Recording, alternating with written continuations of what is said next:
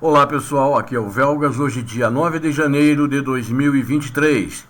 Vamos discutir hoje a participação dos Estados Unidos na guerra da Ucrânia, que é uma participação real, apesar da negativa do presidente americano de que não participará com tropas em terra. De fato, o exército regular americano não está participando, ele não entrou na Ucrânia, mas tem-se notícias de que comandos americanos, bem como britânicos, estão na Ucrânia e possivelmente já fizeram missões junto com os ucranianos. E também existem conselheiros militares, tanto americanos quanto britânicos. Quero pedir a vocês inicialmente, inscrevam-se no canal, deem seu like, compartilhem com suas redes sociais.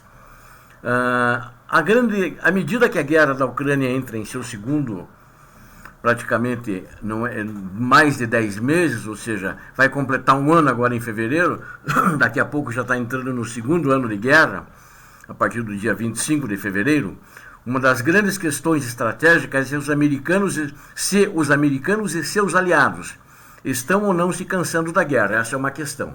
O que eu estou falando aqui não é os americanos que estão lá como conselheiros, mas sim o povo americano, porque eles estão ajudando bastante e gastando muito. De fato, há relatos na mídia de altos funcionários dos Estados Unidos e também em Kiev existe essa preocupação que os ucranianos compreensivelmente temem que seus apoiadores ocidentais possam se cansar da guerra. A questão de saber se o apoio ocidental à Ucrânia está diminuindo ou manteve os institutos de pesquisa, inclusive manteve para isso institutos de pesquisa ocupados e dominou páginas e páginas da opinião pública americana e europeia. Com toda a probabilidade, esta foi uma das principais razões pela qual o presidente ucraniano Volodymyr Zelensky viajou para Washington no início deste mês, deixando seu país pela primeira vez desde o início da guerra. Fiz inclusive uma análise detalhada num vídeo específico sobre isso. Mas quão real é a fadiga da guerra dos americanos? Eu diria para vocês, menos do que parece, né? Isso inclusive corroborado por pesquisas. Muito provavelmente, grande parte da preocupação dos Estados Unidos, que, vamos dizer assim, entre aspas, sofrem da fadiga da guerra, decorre de uma série de pesquisas do eleitorado americano, que encontraram apoio popular à Ucrânia. Ou seja, em todas as pesquisas, o apoio popular à Ucrânia contra a Rússia existe. E foram feitas também algumas pesquisas separadas do Wall Street Journal, do Chicago Council on Institute on Global Affairs e do Ronald Reagan Presidential Foundation and Institute. Eles descobriram que, embora a esmagadora maioria dos americanos apoie a Ucrânia e acredita que a Rússia é o maior agressor, existe uma minoria, particularmente entre os republicanos. Acreditava-se que os Estados Unidos estavam fornecendo muita ajuda e que a guerra estava custando muito aos Estados Unidos. Isso é uma minoria republicana, do eleitorado republicano. Esses números precisam ser tomados, no entanto, em contexto. Primeiro, em termos absolutos, o apoio à Ucrânia entre os americanos permanece relativamente robusto, eu diria. Ele está em torno de 60% ou mais, né? Ou seja, em torno disso. E dependendo da pesquisa, você vê que uma série de institutos ali que eu citei fizeram a pesquisa, mas pelo menos em torno de 60. Alguns apontam como 62, 63, mas sem dúvida é bem mais do que a metade do eleitorado americano. Este é um fato notável, particularmente agora que a guerra tem quase um ano de idade. Também não é incomum que haja uma distorção partidária na opinião sobre uma guerra. Conflitos, inclusive no Vietnã, Iraque e Afeganistão, que normalmente começaram com apoio de ambos os lados, sempre começaram, né? Com os dois lados apoiaram. Mas à medida que as guerras se aproximam e à medida que o motivo original para a intervenção começa a desaparecer da memória coletiva, as divisões partidárias se infiltram. No entanto, o apoio político dos Estados Unidos à Ucrânia permanece bipartidário, ou seja, no Congresso, os dois partidos sempre fizeram e estão fazendo maioria para aprovar os pacotes de ajuda para a Ucrânia. né? Sempre foram as maiorias partidárias dos partidos republicanos e do Partido Democrático.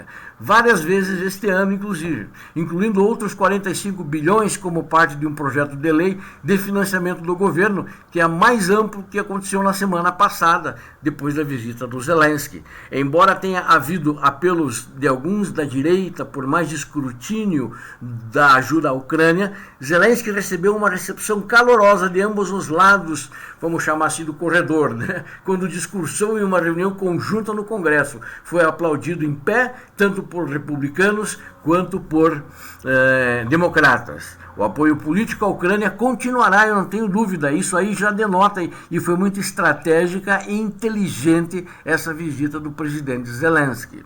É verdade que os republicanos ganharam o controle da Câmara dos Deputados em novembro, né? Agora, o presidente da Câmara, que é o Kevin McCarthy, ele disse que não iria dar mais cheque em branco para a Ucrânia. No entanto, ele teve muita dificuldade. Ele se elegeu depois do 5º escrutínio, né? Os opositores que eram do próprio Partido Republicano, pedindo alguns compromissos com ele, são ferrenhos apoiadores da Ucrânia. Ou seja, ele não terá dentro do Partido Republicano uma maioria que o apoie a diminuir o apoio à Ucrânia. Então isso aí não tenho nenhuma dúvida, mesmo que alguma coisa retorne para a votação, vai em frente e vai continuar sendo aprovada. Mas ao mesmo tempo, alguns dos candidatos da ala isolacionista do Partido Republicano, que perderam a sua candidatura, eles estão também em apoio à Ucrânia. A bandeira deles sempre foi de apoio à Ucrânia. E muitos líderes republicanos ainda apoiam mais ajuda militar à Ucrânia. Eles acham que deveria ser mais ajuda militar à Ucrânia, mesmo que queiram uma maior supervisão sobre como esse dinheiro é gasto. Inclusive um senador falecido, que é uma grande expoente, foi um grande expoente do Senado americano, o John McCain, né, era quem, durante o governo Obama, o governo que é democrata, defendia uma maior participação de ajuda militar dos Estados Unidos para a Ucrânia. E o Obama, que foi muito tímido na ajuda militar, de fato, que ele fez, e se ele tivesse agido como Biden agiu agora, eu diria o seguinte: seria outra história, a Rússia não estaria em Donbass, e provavelmente eu acredito que teria saído da Crimeia, se agisse imediatamente, já em seguida. Além disso, a política externa dos Estados Unidos da América raramente acompanhou perfeitamente as pesquisas.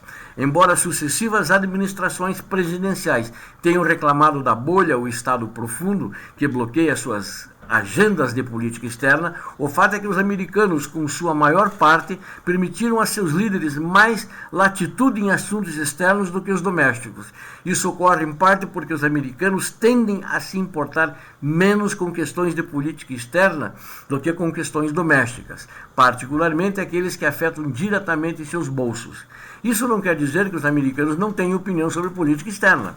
Perguntar aos americanos sobre qualquer questão específica, especialmente que tenha atraído tanta atenção da mídia quanto a Ucrânia, e a maioria oferecerá uma opinião sobre esse assunto, eu não tenho dúvida. O eleitorado americano é diferente, principalmente o eleitor, né? Que o eleitor lá, ele não é obrigado a votar. Então ele conhece as questões que o partido dele se preocupa. Então ele também tem uma opinião sobre isso, por causa disso ele vota do candidato A, B ou C. Se a Rússia fizer algo chocante, como empregar uma arma nuclear, por exemplo, ou tentar capturar novamente Kiev, a capital da Ucrânia, o apoio à Ucrânia entre os pessimistas também pode se recuperar. Que esses pessimistas hoje, como eu falei anteriormente, são uma minoria. Outra coisa que vale a pena lembrar é que os americanos odeiam perder. Caso em questão, os americanos aprovaram esmagadoramente a retirada do então presidente Barack Obama das forças do combate dos Estados Unidos da América e do Iraque em 2011, só para dar um exemplo, um paralelo com a Ucrânia, apenas para atacar sua maneira de lidar com o Iraque, quando o Estado Islâmico quase invadiu o país em 2014. O próprio mandato do presidente Joe Biden segue em curso semelhante. Os americanos apoiaram a retirada do Afeganistão, mas o culparam pelo desastre que se seguiu. Na guerra, de uma perspectiva puramente política, geralmente é mais seguro para os políticos manterem o curso. Então eu não tenho dúvida que esse curso na Ucrânia, e ainda mais com as vitórias sucessivas da Ucrânia, a Rússia sendo empurrada de volta para as fronteiras além da Ucrânia, empurrada para a Rússia, e derrotas sucessivas militares e muitas baixas, inclusive o Putin mesmo, os gangsters, a gangue do Kremlin, né, que está em torno do Putin, já fala em mobilizar mais 500 mil homens. Eles mobilizaram, segundo eles, 300, na minha opinião não conseguiram os 300 mil, aí o número parece que chegou só a 220 mil, mas muitos já morreram, são buchas de canhão. Então ele quer mobilizar mais 500 mil homens mal treinados que vão ser carne fresca de bucha de canhão. Talvez seja por isso que o histórico das democracias de jogar o jogo longo em conflitos armados seja realmente muito bom. Desde os antigos atenienses durante a Guerra do Peloponeso até os dias atuais, as democracias geralmente não têm sido as violetas inconstantes e encolhidas que seus detratores as fazem parecer. Nos Estados Unidos, as guerras na Coreia, Vietnã, Iraque e Afeganistão acabaram sendo profundamente impopulares. No entanto, os Estados Unidos lutaram por 3 anos na Coreia, lutaram quase 9 anos no Iraque, antes de fazer a retirada inicial, e quase 20 anos no Afeganistão. No Vietnã, perdão. E no Afeganistão também, 20 anos. Todas essas campanhas envolveram significativamente mais investimentos de sangue e tesouro americano do que o compromisso dos Estados Unidos que a Ucrânia exigiu até hoje. Ou seja, na Ucrânia, os Estados Unidos não estão fazendo investimento no sangue do soldado, no caso do povo americano. O apoio dos Estados Unidos da América, sem dúvida, é grande, está fazendo muita diferença para a vitória da Ucrânia no campo de batalha e continuará grande, independentemente de qualquer coisa, mesmo de boatos, bochichos, que agora mudou o Congresso, então vai mudar, vão receber menos ajuda, não. A tendência talvez pode ser, dependendo de como a coisa estiver acontecendo no campo de batalha, lá no teatro de operações na Ucrânia, a ajuda melhore. Como agora com a visita do presidente Zelensky para os Estados Unidos da América, ele recebeu o Mrs. Patriot, que os americanos estavam negando-se a fornecer. E vocês vejam que os soldados, os militares ucranianos, já estavam sendo treinados com antecedência. Então é só chegar, assumir e começar a atirar. Eles não vão precisar de meses de treinamento. Assim como existem soldados que estão sendo treinados, militares, digo, não são soldados, aviadores da Força Aérea Ucraniana, sendo treinados a operar, a pilotar aviões F-16.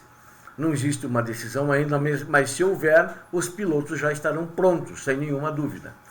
Então, essa participação dos Estados Unidos, ela é real, ela existe, ela só não tem a massa da tropa regular americana, que depois do que a gente está vendo a atuação do exército russo, ela é muito, muito, muito superior ao exército russo, sem nenhuma sombra de dúvida.